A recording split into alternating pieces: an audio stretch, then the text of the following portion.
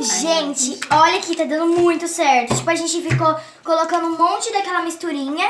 Não foi um monte, foi de colher em Foi de colher colher. em colher. Colocamos um pouco mais de bicarbonato de sódio na água buricada pra dar Já uma tá consistência ficando- melhor. Meu Deus.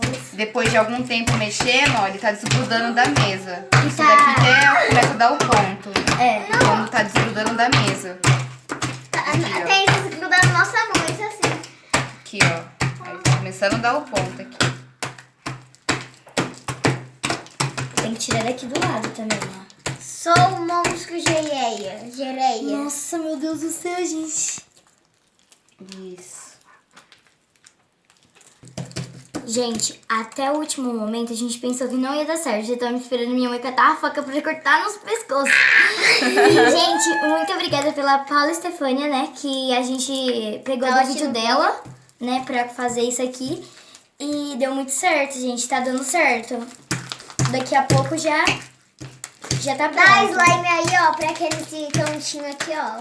E, gente, vai lá no canal dela. Ela ensina certinho e é muito bom, tá, gente? É muito E dá engraçado super também. certo. E é muito engraçado. Gente, deu certo! Gente, a gente nunca deu certo. Isso que a gente fez A isso gente que nunca deu. Ô, É. a gente nunca deu certo. É. Então, gente, aqui nossa assistente. Vem cá, Bianca. Gente, a gente tá brincando de slime, todo mundo gostou. E como eu disse, né, obrigada pela Estefânia, pela ideia.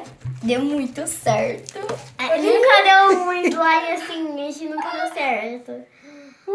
Ai, que delícia.